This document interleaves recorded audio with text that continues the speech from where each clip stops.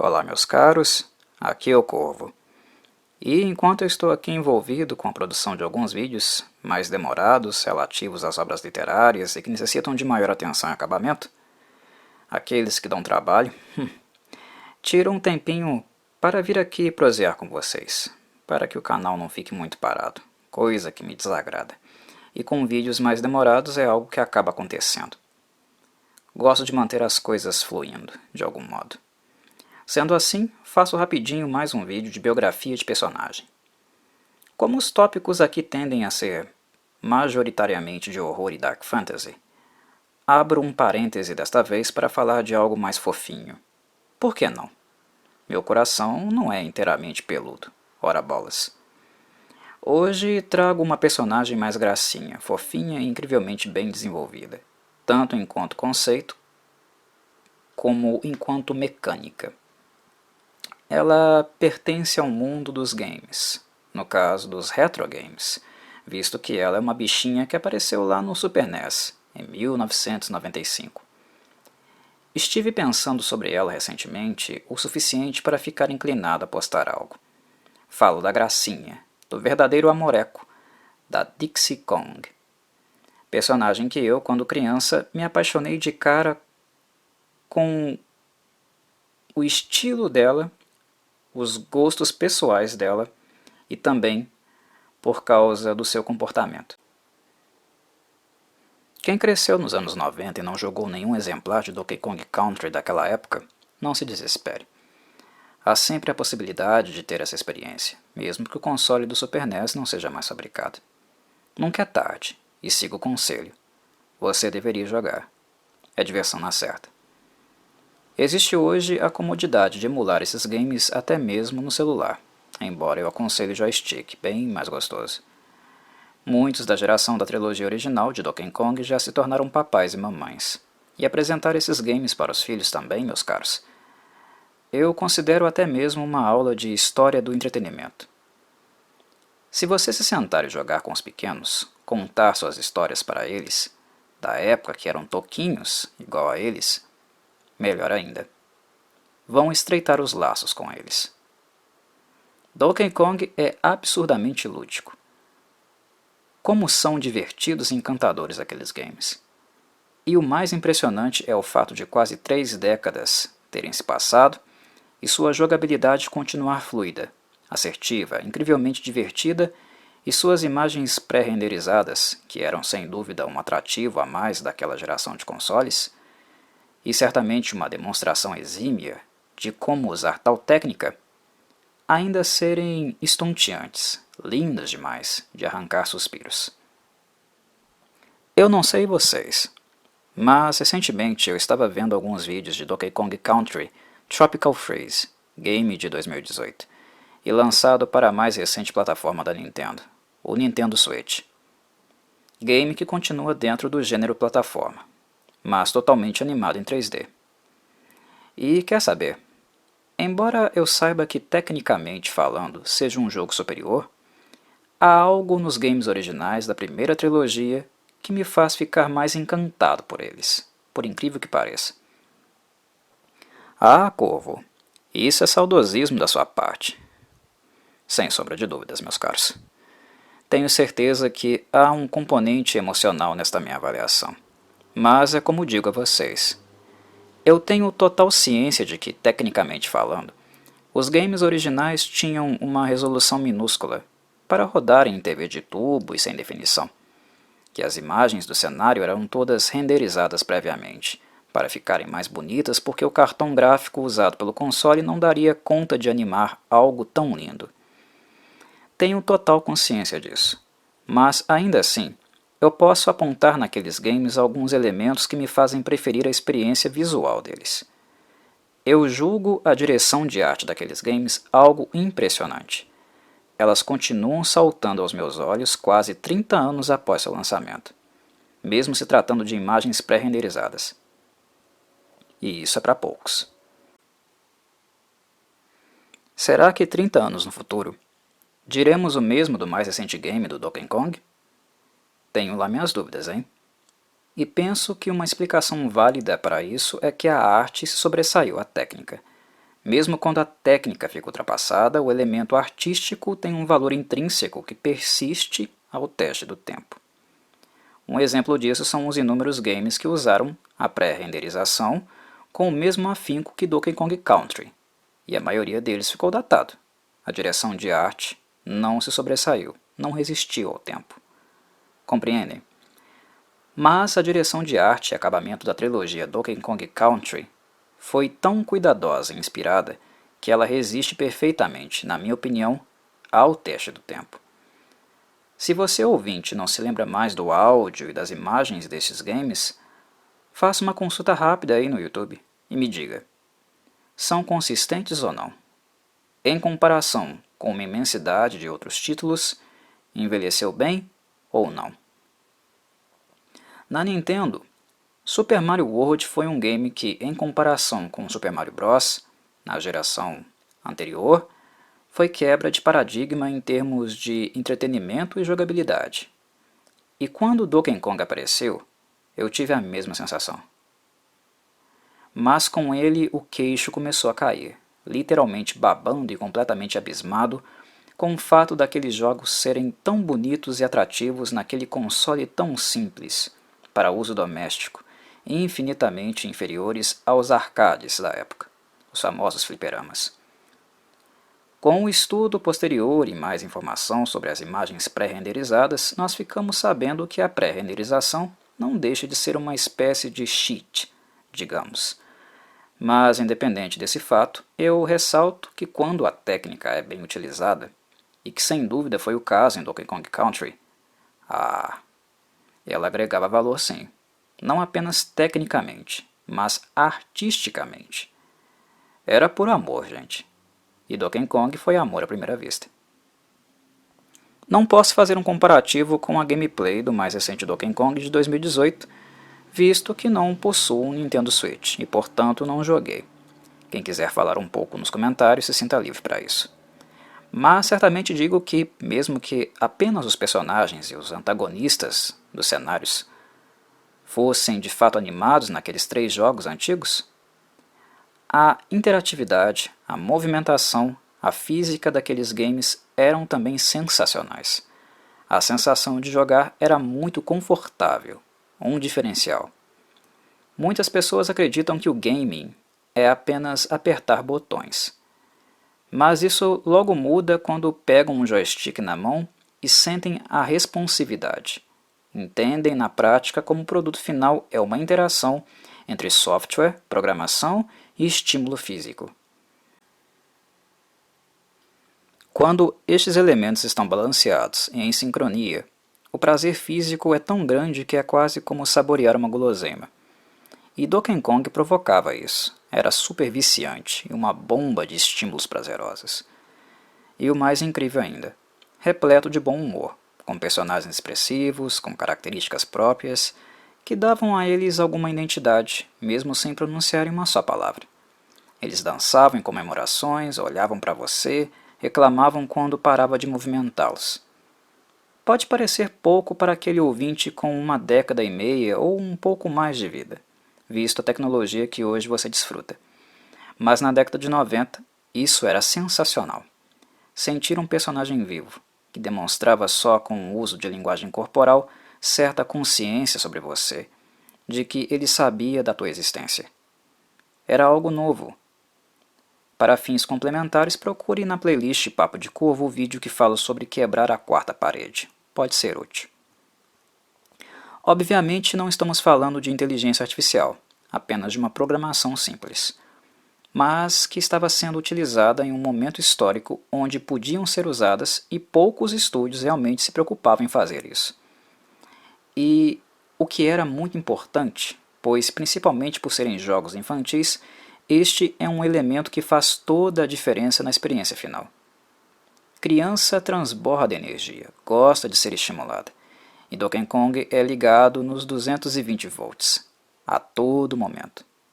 Requer um nível de habilidade média, nada muito complexo, mas ao mesmo tempo não inteiramente sem esforço. Ele possui uma curva de aprendizagem, que causará muita satisfação quando o jogador aprender e se dar conta de sua própria evolução. Percebem tais elementos, todos que mencionei até aqui? É algo que games lá do início, à metade dos anos 90, estavam propiciando de uma forma muito mais elaborada do que previamente nas gerações anteriores. E se bobear, mais que muitos nos dias atuais. Donkey Kong sem dúvida deu um baita salto qualitativo nesse sentido. E falei tanto do construto dos games apenas para chegar aqui e dizer o que para mim é algo quase irrefutável. Com todas essas características mencionadas, se inserirmos a personagem da vez, chamada Dixie Kong, nesta equação, elas são elevadas à terceira potência. Essa macaquinha era, e para mim ainda é, sensacional. Em qualquer cenário de Donkey Kong, em qualquer gameplay dos games, se inserirmos a Dixie Kong, a qualidade, entretenimento e diversão triplicam, tamanha fluidez e carisma desta macaquinha loirinha. Ela é absurdamente carismática. Tenho ciência de que grande parte gosta do macacão original, o protagonista da franquia, Donkey. Embora desde o primeiro game ele já dividira a cena, ser acompanhado pelo também querido do fandom Diddy Kong. E não me entendam mal, todos os elogios que teci para os games até aqui passam também por estes dois personagens e seus carismas individuais.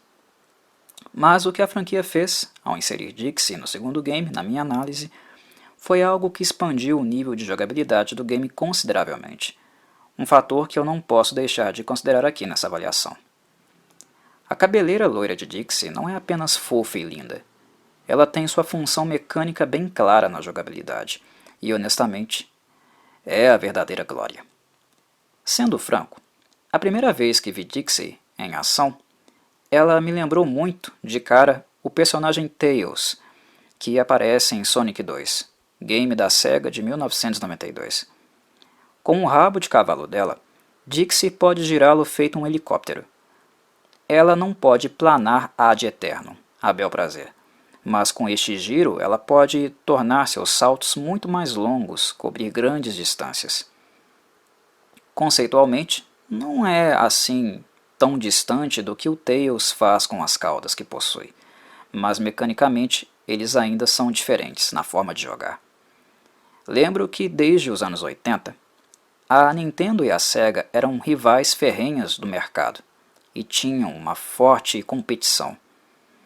Copiar conceitos, mas sempre com modificações, era prática bastante comum, acontecia dos dois lados da lagoa, mas sempre com algo que deixasse clara a marca da empresa em questão na forma como estava lidando, projetando a física de seus games e personagens.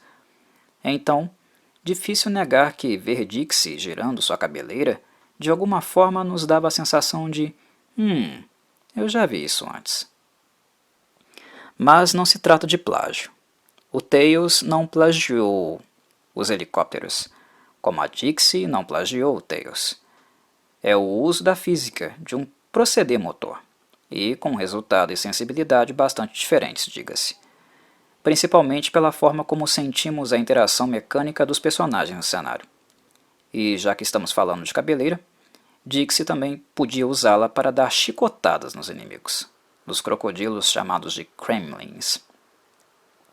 Em comparação com o que o Donkey Kong e Diddy Kong faziam no primeiro game, e igualmente no segundo também, game de 1995, que introduz a Dixie como parceira de Diddy, o estilo de jogo e técnicas de Dixie, a responsividade do sprite dela em relação à física, como mencionei, é algo que expande e torna mais divertida a experiência. Donkey Kong já era, no primeiro volume, aquele bolo gostoso, repleto de camadas. Dixie, na minha avaliação, foi a cereja deste bolo. O game se tornou ainda mais ousado, atrativo, muito em virtude do alcance e deslocamento dessa macaquinha oxigenada, em virtude das peripécias que ela podia fazer. A flexibilidade, elasticidade e velocidade da jogabilidade dela nos fazia tentar coisas novas, experimentar, explorar um game que teoricamente seria algo mais robótico, visto que faz parte do gênero plataforma. Ou seja, na minha análise, Dixie não é apenas um salto qualitativo para a franquia Donkey Kong, mas também para o gênero plataforma em si. pois ela incentivou produtores a serem mais ousados com a física dos games, para fazer frente ao que ela demonstrava fazer. Como se não bastasse, a macaca ainda é estilosa, viu? Veste uma boina rosinha e faixas nos braços e pernas. As que ela usa nas pernas foram retiradas nos games mais recentes da franquia, algo que pessoalmente não me agradou muito não. É um pequeno detalhe estético, mas daqueles que sentimos que faz parte da personagem. É como se ela ficasse nua sem estes pequenos detalhes, embora, sendo macaca, ela já fique o tempo inteiro. Mas vocês me entenderam. Como se não bastasse, Dixie é guitarrista. Ela curte um rock and roll dos bons. Algo muito engraçado e divertido do jeito que foi introduzido em sua primeira aparição em Donkey Kong Country 2. Namorada de Didi, naquela ocasião, ela se junta a ele para resgatar o Donkey Kong, que foi raptado pelo líder dos Kremlins, K-Rool. Quando terminamos uma fase com Didi, ele tira um rádio de som daqueles grandes e a pilha da época e manda um rap na pista. Quando terminamos com Dixie, ela passa a mão numa guitarra e manda um baita solo agudo, com bends e tudo mais. E isso usando aquele som de 16 bits do Super Nintendo, que deixa tudo mais fofinho. Quando fica ociosa, Dixie costuma fazer bolas de chiclete, coisa que ela vive mascando. Quando perdemos com ela, ela começa a chorar de uma forma super engraçadinha também. Em outras palavras, além de ter estilo, ter uma jogabilidade super agradável e expansiva que, dentre todos, eu acredito ser também a mais fácil, ela é muito badass, Dixie também é carisma pura. Ela é fofa demais. Para completar, em Donkey Kong Country 3, quando ela recebe maior protagonismo, além de ter que fazer todo o trabalho, ela concomitantemente se torna babá de seu primo Kid Kong, que é quem a acompanha como parceiro no game. Salvou todo mundo e ainda por cima cuidando de um bebê gigante. Está bom ou quer mais? Em minha opinião, a Nintendo dá muito pouco protagonismo para essa macaquinha aí. É como se não conseguissem perceber todo o potencial de personagem que ela possui. Comparada aos demais Kongs, Dixie não recebeu o mesmo amor que Donkey e Didi receberam. Bem longe disso. E é algo que, inclusive, o fandom costuma cobrar. Mesmo que ela tenha se tornado uma preferida de grande parte dos Kong fans, não creio que a Nintendo a princípio tinha planos muito grandiosos para ela ou esperava tamanho apelo popular. Vejo em Dixie, como ressaltei durante minha fala, uma ferramenta para explorar e desenvolver principalmente a física dos games de plataforma da empresa. Uma ferramenta protótipo para alçar voos maiores, e não apenas para a franquia Donkey Kong. Mas o enorme carisma da personagem concedeu a ela um lugar que não pode ser mais retirado dela, que, quer queira, quer não, a Nintendo não pode mais tirar dela. Desde seu aparecimento em 1995, é impossível lembrar dos Kongs e não lembrar da Dixie. E algo que ainda acho importante dizer. O fato de ser uma personagem feminina é algo que me faz ter ainda mais apreço por Dixie. Quando falamos em consoles daquela geração e da geração anterior, a maioria dos protagonistas, 90% deles ou mais, eram todos do sexo masculino. Havia alguns femininos? Sim, aqui e acolá, em games de luta, por exemplo, maioria secundários. E a Dixie nasceu para ser secundária. Foi introduzida para ser secundária. Mas, como se diz, ela chegou chutando bundas, roubando completamente o protagonismo. Estamos falando de uma época em que não havia ainda uma Lara Croft, por exemplo, que foi desenvolvida para ser uma badass, para tudo girar em torno dela. Estamos falando de uma época onde personagens femininas com protagonismo eram mais raras. Dixie foi uma personagem que foi concebida para ser a namoradinha do Didi, e que, quando jogamos com ela, por mérito do designer e do programador dela, saímos dizendo: quem é Didi mesmo? Entendem o que eu quero dizer? Dixie ganhou seu espaço. Se o uso de uma macaquinha foi uma oportunidade de atrair meninas para jogar, certamente podemos dizer que houve este elemento, toda bonitinha, rosinha. Claro, a mentalidade que envolve seu design nos leva sim a cogitar tal intencionalidade. Mas Dixie é tão boa e tão foda que no fim do dia, seja você menino ou menina, o que nós queremos mesmo é jogar com ela. Pois mesmo desbalanceada e por consequência uma personagem que torna nossa movimentação, tarefas, nos desafios impostos mais fáceis, ela é absurdamente agradável para se jogar e também de se ver. Dixie é badass e fofa, em altas doses. Simples assim. Um abraço, meus caros. Em breve volto com mais postagens, seguindo meu planejamento. Esta semana será movimentada. Até o próximo vídeo.